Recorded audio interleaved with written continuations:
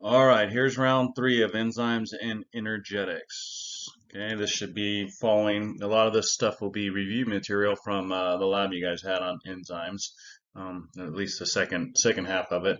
So we'll go over this, and this will help us lead also into our cellular respiration lecture that will be coming up after the enzyme lecture here. So enzymes are proteins. Okay, they have that three-dimensional shape that have that primary, the secondary, and tertiary structure, and it's very important that these enzymes have this proper folding so they can do their job as a biological catalyst. And by catalyst, what that means is they are increasing the rate of a reaction. Okay, they're not changing anything in the reaction. The reaction is the same. The reactants are turning into the product. It doesn't change what product is formed. All it does is increase the rate of reaction. Okay, because there are reactions taking place in the body, and many times these reactions, they're very slow. And your body's doing things very quickly. So it needs these reactions to happen very quickly, and that's the job of the enzyme, is to increase that rate of the reaction. Again, nothing has changed. They are not changed in the reaction. The enzymes aren't changed. The reaction, again, they do not change the nature of the reaction. The reaction is the same. All they are speeding up the rate of the reaction. Okay. And how they are doing this? They are lowering what's called the activation energy. Because if you look at a reaction, remember, we've looked at reactions, chemical reactions, and all we're doing is breaking bonds and reforming new bonds. Okay, and there are energy in these bonds, and so there's energy needed to first break the bonds of the reactants, and then we can put the bonds back together. Okay, it's kind of like a match doesn't light spontaneously. We have to add a little energy into it to get it to spark. Okay, and that's kind of what the activation energy is. We have to put some energy in to get the reaction to run. Okay, and how the enzyme's going to increase the rate is simply by lowering the amount of energy needed to be put in. If we lower the amount of energy, the reaction can take place faster. So looking at the activation energy, again, we have to break bonds. The reactants, we got to break the bonds to allow them to engage in the reaction. Okay, so that is the energy required for the reactants to engage in the reaction. Okay, and many times in most chemical reactions, most of the molecules lack the activation energy, so they can't undergo the reaction. Okay, we can solve this several ways. One of the ways is just simply adding heat. Adding heat will increase the rate of reaction.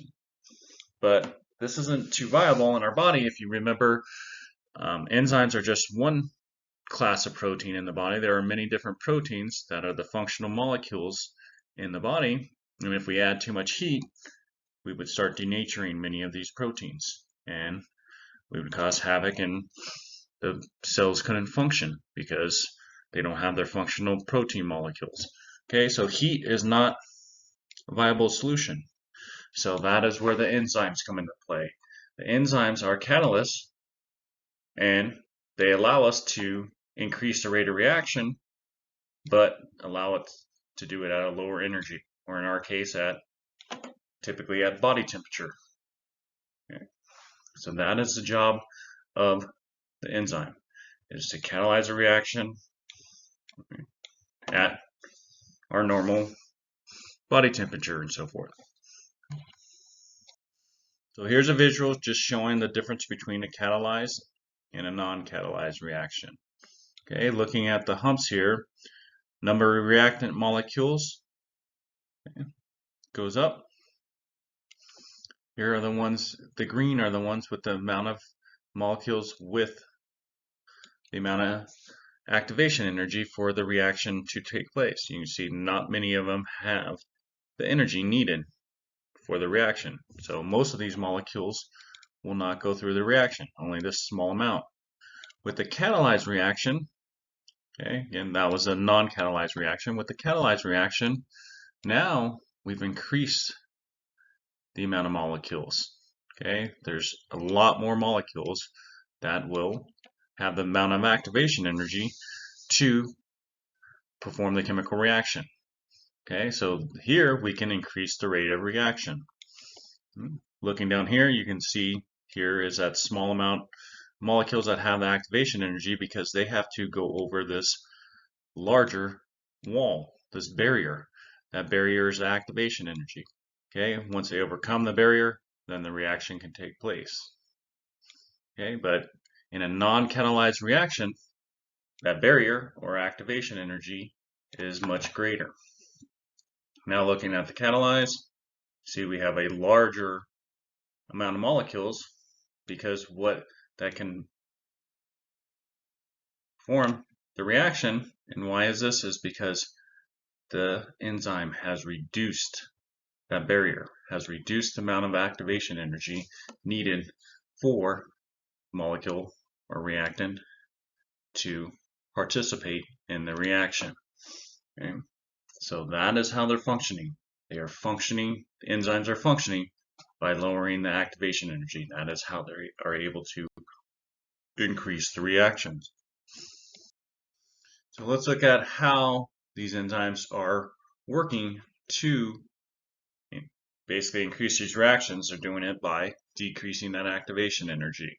If you remember, we have tertiary structure. These are proteins. So those enzymes they must have that proper folding. They have to have that correct three-dimensional structure because that three-dimensional structure allows the enzyme to have an active site or active sites. Okay, and this is where those reactants are going to fit in. They're going to fit. They're going to come in and basically make a temporary bond with the enzyme. Okay, it's kind of like a lock and key. The lock and key model is this. Say this is our enzyme. Okay, here is our reactant. Okay, we have to have the proper folding. This would be the active site here, where the enzyme is going to bind to the reactant. We have to have the proper folding here for the reactant to bind. Because if this enzyme was like this, and we have this larger molecule, okay, this active site's not big enough for this molecule. It won't bind. Okay, so we got to have this proper folding of the enzyme so this active site has the proper shape. Okay, and the lock and key, okay, the lock is the enzyme, the key is the substrate or reactant, okay, and it fits in, the key fits into the lock. The newer model, induced fit, just means that as the molecule, as the reactant, or what we call substrate now, substrates what the enzyme binds, this protein, this enzyme, will move even, kind of conform to the substrate to make a tighter fit. And that is the induced fit. So it's not just a static lock and key, but the enzyme is actually inducing a stronger fit. The molecule is actually changing shape to make a stronger fit. That is the induced fit model. So mechanism of enzyme activity, we said the lock and key, or the induced fit, the substrate, okay, is coming in and binding to those active sites. When these temporary bonds between the enzyme and the substrate is formed, it causes a weakening of the original bonds. Okay, remember these reactions, what are we doing? We're breaking bonds and putting them together. If we weaken the original bonds, we're going to be able to break the bonds earlier. Or, sorry, not earlier, easier. Okay, so by binding here, we are weakening the temporary bonds. We're weakening the original bonds in the substrate, and that allows us to break. See, we had to break off this portion of the molecule. We had to break the bonds that were here.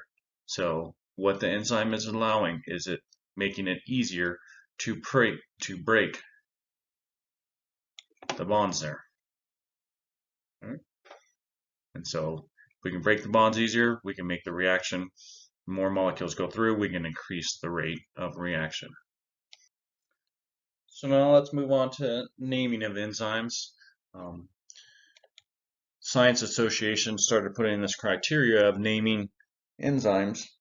Some of these enzymes were named before this criteria was in place, but how enzymes get named now, if you were to find a new enzyme, they're going to be named by their function. Okay, they'll have their function and then it will be followed by the suffix "ase." So whenever you see this suffix, you know this molecule is an enzyme. Okay, you see function, we have an enzyme here, dehydrogenase. Okay, D, removing a hydrogen atom, dehydrogenase. Okay, dehydrogen, removing a hydrogen, and followed by an ase. Okay, some enzymes have the added component, some, not all, but some will have what substrate it binds. Okay, we have lactic acid dehydrogenase. Okay, so we know what this enzyme is going to be doing. It's going to be removing a hydrogen atom, and in this case, it's going to be removing a hydrogen atom from a molecule of lactic acid, the substrate. So other common enzyme we will find classes is a phosphatase. That removes a phosphate group. Synthetase or synthases, they catalyze dehydration synthesis. We've seen those dehydration reactions when we were making those large carbohydrate molecules, the lipid molecules, the large protein molecules, they all were dehydration reaction. So they have enzymes that catalyze those reactions. Hydrolases promote hydrolysis. Okay. And one of the older name, kinase, is adds a phosphate group. Okay, the ones we're going to see most readily, I really want you guys to know, phosphatases and kinases, and in our cellular respiration lab, we're going to see dehydrogenases, but phosphatases and kinases, these two are going to be readily prevalent because we are going to be able to control many proteins by what do these molecules do? They either add a phosphate group, and then the phosphatase does the opposite. It removes a phosphate group. So when we start heading forward and we start looking at functioning of different enzymes and different cells and their functions, if you remember, because we've already done transcription and translation, you can see that process isn't like immediate. We can't get a protein like boom in seconds. Okay, so many times the cell will make proteins, make these proteins it needs for functioning, but we don't always need these enzymes functional. We don't need them on all the time. We don't need them active. Okay, we need a way to turn off these proteins, and this is one common way the cell does this, is it can add a phosphate or remove a phosphate, and it's kind of like a switch, an on-off switch for a certain protein. So moving forward in the semester, we're going to see kinases. We can add a phosphate and can turn off, say, another enzyme. And then if we take the phosphate group away, we can turn the enzyme back on. Okay, so this is going to be a way of regulating control of many protein molecules throughout the body, is by adding a phosphate or removing a phosphate group. So we will see phosphatases and kinases throughout the semester. Another kind of class or subclass of enzyme is an isoenzyme. Okay, isoenzyme is basically these enzymes have the same function.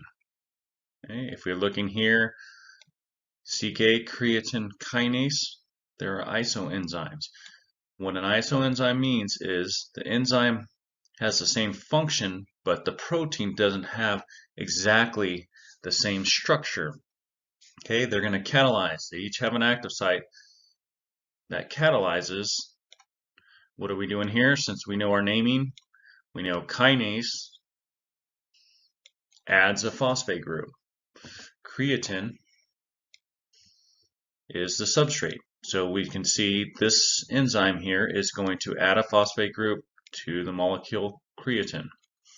Okay, and so say this is CK1, creatine kinase 1, and you can see we find these isoenzymes in different tissue in the body. CK1 we find predominantly in the brain. Okay, let's say this is CK1. Here's the molecule. This would be our creatine. Okay, and it gets catalyzed in the active site. Let's say we look at CK2. I'm having trouble drawing this, right? But has a similar active site. Okay, the active site's the same. It's going to take creatine and it's going to add a binds and adds a phosphate group. But look at the shape. The non-active site is different. We have this big rounded here. We have this jutting portion. So the enzyme shape and in turn the enzyme's amino acid sequence is different. The active site similar, but the outer portion outside of the active site is different. Okay, this is important medically because this allows us, we can look, tag the molecule here in a test. We can do an antibody, we have an antibody, we can tag this and it allows us to look at the different molecules. Because we can tag the different locations that are different, we can tell whether this CK1's in the blood or CK2's in the blood. We can run blood tests and look for the levels of this enzyme. Because when a tissue dies, it will release this enzymes into the blood. Okay. Say if a patient, we suspected a patient had a stroke. Again, neurons are going to be dying, and what are they going to be releasing? CK1. Okay, CK1. So we could run a blood test and look for the levels of CK1. If they're high or they're elevated in the blood, we can help confirm that there was some kind of damage to the neurotissue. Okay, for a patient that we're suspecting stroke, we might not be looking for CK2, but a patient that we suspect has a heart attack, we would look for levels of CK2 in the blood since that is found in the heart. Okay, so these isoenzymes are medically allows us to kind of confirm, what is happening, whether there's damage happening to certain tissues and help confirm diagnosis of certain diseases.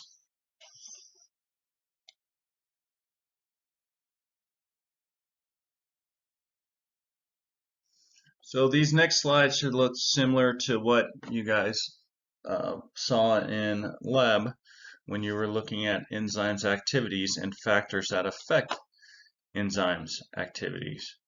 Okay, we can measure the rate at which a substrate is converted and a product is consumed or created. Okay, so we're looking at the rate of reaction as an effect on enzyme activity. Okay, enzyme activity is slower if the rate of reaction is slower. And what are some factors that are going to affect this? Okay, 3 you guys looked at in lecture or in lab: temperature, pH, and you also looked at concentration of enzyme and substrate. Okay, a couple other factors is we will look at cofactors and coenzymes. Okay, affect the rate of enzyme activity, and also there are effects of stimulatory and inhibitory effects of products on enzyme function. Okay, so we'll go through all 5 of these. Again, those 3 though should look very similar to what you guys saw in lab. So looking at the effects of temperature, okay, we can see rate of reaction. It's here on the y-axis. On the x-axis is temperature.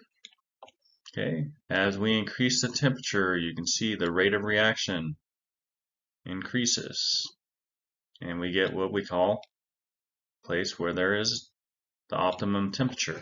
Okay, the optimum temperature is where the enzyme is working optimally, and also there is, as we increase the temperature, the molecules gain more kinetic energy. So remember, these molecules, they're not sitting stagnant, they're moving around. And when you increase temperature, they're going to be moving around even greater, bouncing around. Okay, as they're bouncing around, they would have a better chance of meeting up with an enzyme and getting catalyzed. Okay, so this twofold. We got enzyme increasing its activity, okay, because it has an optimal temperature, and also the kinetic energy of the substrate is increasing. Okay, we see this increase up to a certain point because at a certain point, when we increase it to high heat, we see a drop, and that drop is due to, remember, these enzymes are proteins, and with high heat, they will start denaturing. So we see this drop. Enzyme activity increases as in temperature increases, but at a certain temperature, it will start decreasing because of the denaturing effect. Now let's look at the effects of pH. Okay, pH, you saw that in lab. pH affects the activity of an enzyme. Okay, and enzymes have a optimal pH range that they work within. You can see pepsin here, amylase here, trypsin here. Okay, you can see pepsin. Pepsin's working at an acidic environment. Salivary amylase enzyme works at a neutral, around 7, and trypsin is up here closer to between 9 and 10. So in a basic or alkaline environment, trypsin has an optimal pH, that the enzyme activity is optimal. Okay, and why is this? Why would we have different optimal pHs? Okay, these are all enzymes that are in the body. Remember, the blood, what's the blood pH? It's around 7.4. All right, if we had an enzyme that works in the blood, we would definitely want that enzyme's optimal pH to be around 7.4. What about these enzymes in the body? It's where they're working in the body. Pepsin works in the stomach. That's where you find pepsin. It's involved in breaking down peptide bonds. Okay, it's released in the stomach. And what happens, if you remember from anatomy days, acid gets released in the stomach. So it is an acidic environment. So it is ideal that pepsin has an optimal range at around 2, because if it was working in the stomach and the stomach wasn't acidic, it'd be up here. All right, it wouldn't be optimal. But because the pepsin optimal range is acidic and the stomach acidic environment, or the stomach is an acidic environment, that's where we want our pepsin optimal pH to be. Salivary amylase. What do you think the pH of the oral cavity is? Yeah, you can say it's right around neutral because that's where salivary amylase starts working. Trypsin. Okay. In anatomy, I'm going to learn that your pancreas secretes enzymes, but it also secretes bicarbonate, and bicarbonate is that base. And what's a base do? It sops up. Right? It binds to protons, hydrogen ions. If a base is decreasing the levels, then it is increasing the pH levels. So that bicarbonate that's released in the duodenum, along with trypsin, among many other enzymes, trypsin's working in a more basic environment because that bicarbonate has made more basic. Okay, so where they work, you want to have the enzymes match with the optimal pH. Okay. So now we'll talk coenzymes and cofactors and look at the difference between the two. Many of your enzymes, many of the reactions that they catalyze, the enzymes need additional molecules. Okay, many enzymes do. and additional small molecules to aid in the reactions taking place. Okay, and our coenzymes, basically many of your vitamins, you take your vitamin in the morning, like stuff like niacin and riboflavin, our coenzymes are derivatives of these vitamins. So we need these vitamins to make these coenzymes to make our reactions take place. But the difference between coenzymes and cofactors is coenzymes are organic molecules. So they're made with carbon. They are more complex and bigger molecules. Okay. One such is NAD. Okay. Remember this name, nicotinic adenine dinucleotide, NAD, because we will be seeing this very prevalently in the next lecture with cellular respiration. Okay. These NAD molecules do what? They help to transport hydrogen atoms. Okay. Or some of these other coenzymes transfer other small molecules between the enzymes.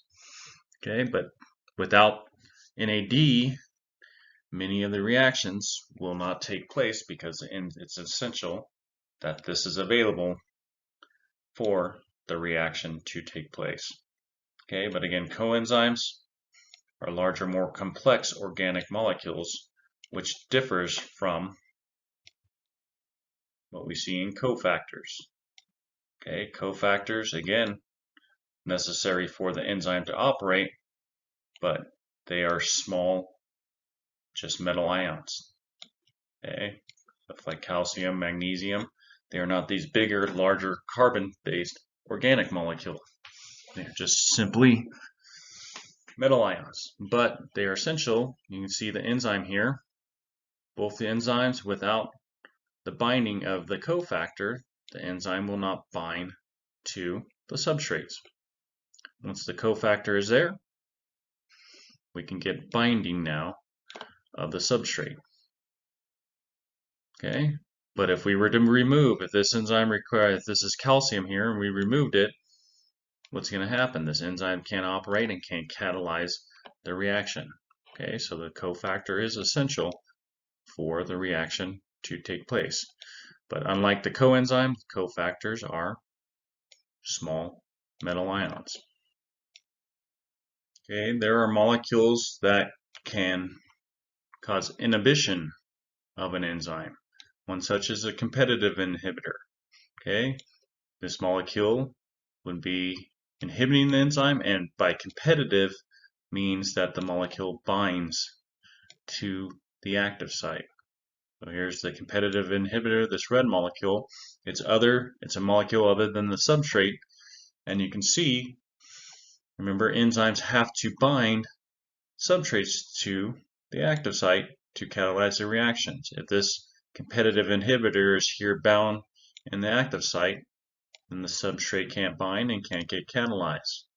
And you see the effects of such competitive inhibitors. Okay, rate of reactions on this graph is here. Substrate concentration increases, and what do we see? Rate increases, and we'll see a plateau. We'll talk about this in a sec.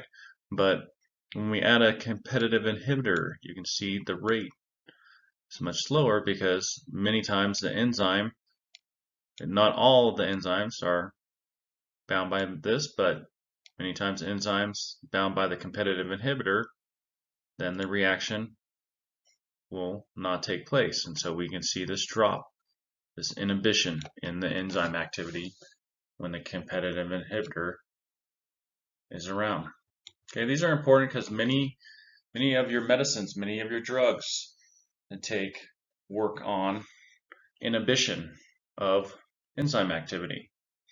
Okay. Your Advil or your Tylenol, they are non-steroid anti-inflammatories. Many of them bind an enzyme that will catalyze an inflammatory reaction into a molecule into an inflammatory signal. Okay. If the competitive inhibitor is there, that inflammatory molecule can't be made, and since we decrease inflammation. Okay, so Tylenol, Advil, those inhibiting enzyme that aid in creating these inflammatory molecules. Okay. We can also have molecules that affect enzyme activity called allosteric modulators, and these can be inhibitors or they can be activators, depending on the enzyme and the molecule. Okay, these modulators reversely bind, but instead of binding allosteric, competitive we saw bound to the active site. Allosteric means binding outside of the active site. Okay. They induce conformational changes, and by conformational changes, remember these enzymes, they are three-dimensional. If you bind an allosteric modulator, it's going to change the shape of the enzymes. Sometimes it will change the shape so the active site's available. Sometimes it will change the shape so the active site is not available. Okay, one activating and one inhibiting. Okay, let's look at allosteric activator. We'll look on this part 4 is, okay, you can see the active site. Here's the substrate down here. This active site doesn't look like it will bind this substrate. But when you get the activator binding to a site outside of the active site, okay, the allosteric activator, now there's a change in the enzyme shape, and now that active site can bind to that substrate. The reverse is, without this molecule here, this enzyme is available to bind this substrate. But with an allosteric inhibitor binding outside the active site, you get a change in conformation of the enzyme, and now the active site is not available. So this molecule is causing inhibition of the enzyme. Okay. But difference is allosteric binding to the region outside of the active site, where competitive, you're binding to the actual active site. So some enzymes need activation. Okay, one set example is what we call zymogens.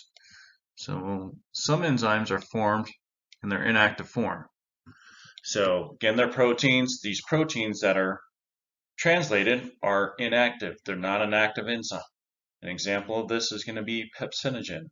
We already saw pepsin earlier. So where does it operate? Right, in the stomach, and it's going to cleave peptide bonds. It's going to break down, help us digest proteins. But what is secreted by those cells that line the stomach is pepsinogen. It is a zymogen. It is an inactive molecule. And why is this important? Because what does pepsin do? We say pepsin is going to cleave proteins. There are many proteins in the body, in the cells. All right. Do you want an active enzyme in your cell that's going around cleaving proteins? No, you want to have it inactive. So that is what the cells create, is an inactive pepsinogen. And the pepsinogen gets secreted into the digestive tract, and then pepsinogen gets created to pepsin. Okay, when it's outside of the cells, outside in the digestive tract, because now it can break down the proteins that we're eating rather than breaking down proteins inside the cell. Other mode of activation, one I've already touched base on when we were looking at the naming of the enzymes, is a phosphorylation or dephosphorylation. So many enzymes can get activated by either adding a phosphate group or removing a phosphate group. It depends on the enzyme. Some enzymes are active when they don't have the phosphate, and some enzymes are active when they have a phosphate. Okay, so we have kinases and phosphatases that basically remove or add phosphorylate the enzyme to turn the enzyme on or off. And then enzymes can also be controlled by their turnover. Okay, there are enzymes that are out there that break down other enzymes. Okay, so many times we want the enzyme to work, produce it, but we don't want it to constantly keep working, and the way to do that is by degradation, breaking it down. Okay, many times there are enzymes that aid in breaking down the different enzymes. In experiment 3, you kind of looked at substrate concentrations. What you see is rate of reaction going up here and substrate concentration going up. You see on the x-axis. As substrate concentration goes up, you can see the rate of reaction increases, but then it gets a plateau. Okay, so what would happen if we were adding substrates? Why do we see this plateau? Remember, there's a certain amount of enzymes, and if we keep adding concentration at a certain point, all of those enzymes are going to be bound. If they're bound, they can't take in another molecule. Okay, so the amount of enzyme also determines the rate of reaction, because there's a limited amount. If they're all bound, or what we call saturated with substrates, all the enzymes are saturated with the substrates bound to it, we can't catalyze. What if here we increase the substrate concentration, but then we also added enzyme here? What will we see? Now we have more enzymes, so we can bind even more enzymes as we increase the substrate, and this would actually go up again. Okay, but if there's a limited amount, certain amount of enzymes, okay, at a certain point as we increase substrate concentration, all those enzymes are going to be bound up or saturated, and it's going to inhibit or prevent an increase in the rate of reaction. As we saw in chemistry, many of our reactions go in both directions. Okay, and many times an enzyme, a single one, can drive a reaction both direction. Okay, carbonic anhydrase takes water and carbon dioxide and converts it. Hopefully you know this molecule now. Carbonic acid, okay, part of that bicarbonate buffer system in the blood. Okay, and depending on, this is that, okay, whoops, that teeter-totter. Okay, remember there is a equilibrium when there's a certain amount, and what would happen, let's cross this one out, what would happen if lots of carbon dioxide is being produced? Our teeter-totter would be drawn in that direction, right? Because this side's getting heavy, and in turn this side is lighter, so the heavy side brings the teeter-totter down. Which way would this reaction be drawn? Okay, yeah, it'd be pushed in this direction, okay, because that would help level out our teeter-totter, right? If we're making this side heavier, this side lighter, okay, we're pushing this side heavier, it'll bring our teeter-totter back to equilibrium. Okay, so same concept, but just in this case, this reaction is catalyzed by carbonic anhydrase, but a carbonic anhydrase can catalyze in both directions. Now here's kind of the reasoning why I have the enzyme lecture right before cellular respiration. Okay, that'll be our next lecture, will be cellular respiration, how the cells make ATP. But many of these reactions, they're not just in a single, hey, A goes to B and then we're done.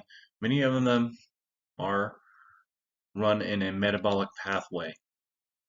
Okay, basically like a chain of enzymatic reactions, step by step. So A starts with initial, and we're actually going to end up in a final product F. But along the way, we don't just go straight A to F. There are many what we call intermediates. Okay, because A will go to B, which is an intermediate molecule, and B goes to C, another intermediate, C to D, and D to E, and then finally E gets converted to F. But along the way, each of these Enzymes is a different enzyme that is catalyzing the reaction. Okay, so again, it is a step-by-step process, and this is what we're going to see when we're breaking down our nutrients to make ATP. Is we're going to be doing it in step. It doesn't go glucose to whatever the final product is. There are steps along the way. The final product in this case for glycolysis would be pyruvate. Okay, but we don't go from glucose to pyruvate straight out the gate. There are intermediate molecules, intermediate steps along the way.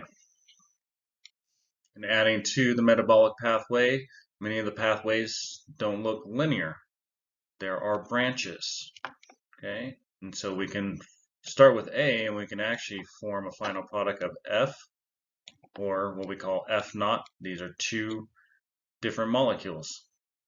Okay, and that happens through branches of the metabolic pathway. So A goes to B, but then B can get converted to C, and then C can actually be converted to two different molecules, either D naught or D. Okay, and one pathway can be more robust than the other. We could have more F being created depending on what's going on in the body. If we need more final product F, or this could be the more prevalent pathway to F naught, depending on what the body needs. But usually we're shunning through in the different directions, and starting with A, we can get two different final products because we have this branch point here. And many of these pathways we can see are going to get controlled. They can get controlled by what we call end product inhibition. Okay, I already said pyruvate. So when we're breaking down glucose, ultimately we want to make ATP. Okay, each step along this pathway. Okay, this is a metabolic pathway breaking down glucose. Okay, going down this direction. And ultimately, this pathway is here to ultimately create ATP from glucose. Okay. Many times the end product can allosterically go back and inhibit enzymes, okay, in the pathway. Okay, because if we're creating ATP and we've created a lot of ATP, you'll see that we don't have pools of ATP. Once we reach amount of ATP, we kind of need to shut off the system. We don't need to continually create ATP. So you can see in this case, we start with glucose and our goal is ultimately to make ATP. But if we got lots of ATP available, do we need to keep breaking down glucose down this pathway? No. In this case, ATP goes back to allosterically inhibit an enzyme in the pathway. Okay, and that would essentially shut or slow down the breakdown of glucose to make ATP. So this makes sense. We have an end product being ATP, goes back and shuts off, inhibits, end product inhibition, inhibits an enzyme in the pathway. So that is what we call allosteric inhibition. Okay, it's got allosteric inhibition, but it's what's the molecule that is binding? It's the end product. In this case, we're saying ATP. Okay, so this keeps us from constantly making more and more ATP if we already have a sufficient amount. Okay.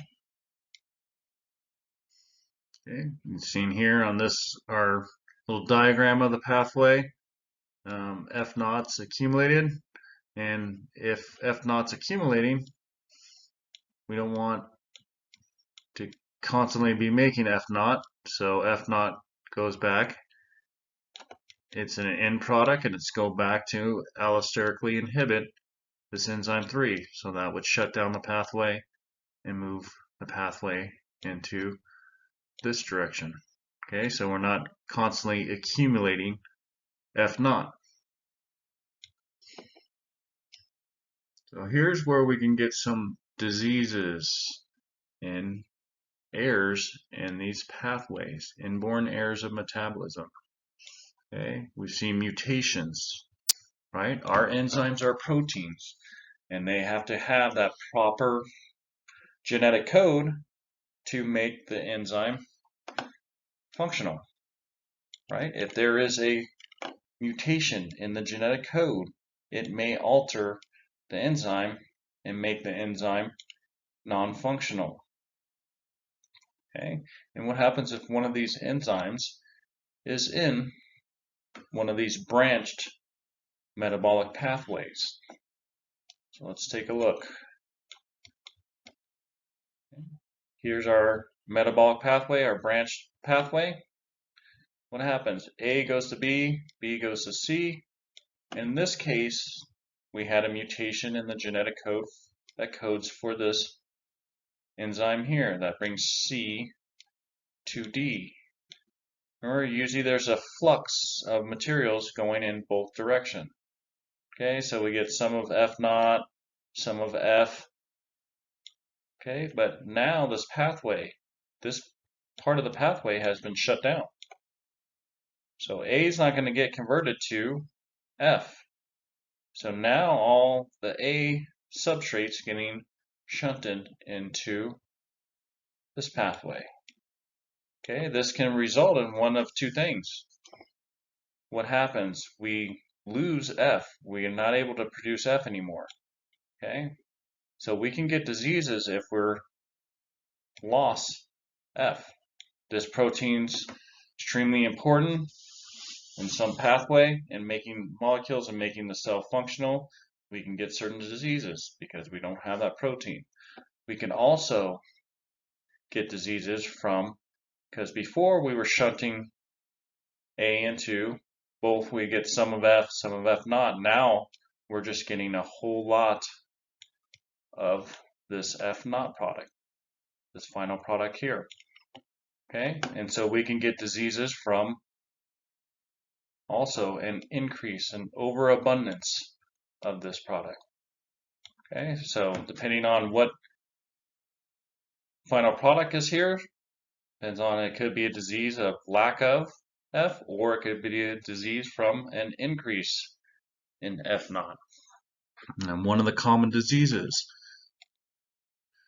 not common, but one that all babies that are born in the United States are tested for phenylketonuria, PKU. Okay, because this is a disorder in one of these branched pathways. Okay, we get in our proteins, okay, there is a amino acid, phenylalanine.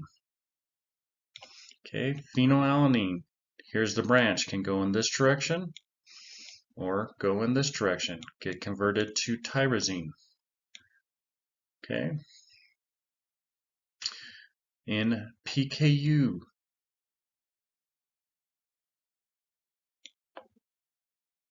this enzyme is non-functional. Okay, so this pathway is shut down. Usually phenylalanine goes this direction and this direction, but now we're stuck in going this direction. So what we get is a overabundance of phenylpyruvate and its products. And in this case, for PKU, it is a disease of overabundance of the product. This can cause brain damage and seizures in the baby. Okay, so why would we test for this is we can lower diets that are high in phenylalanine. If we lower the phenylalanine, then we could lower the overabundance of this, and we can limit brain damage and seizures. Okay, so every patient, every baby born is tested for this because right away you want to start limiting the phenylalanine in that baby's diet to ward off this disorder. Okay, so that is it for enzymes. We're going to move on to cellular respiration. So this last part with the metabolic pathways. You're going to be seeing this because we're going to be breaking down glucose. We're going to be breaking down lipids to make ATP, make that energy for the cells, and many of these pathways are going to be involved. The breakdown is metabolic pathways. It's not just glucose goes to ATP. There are many steps in between that. Okay, so I will talk to you on the next lecture.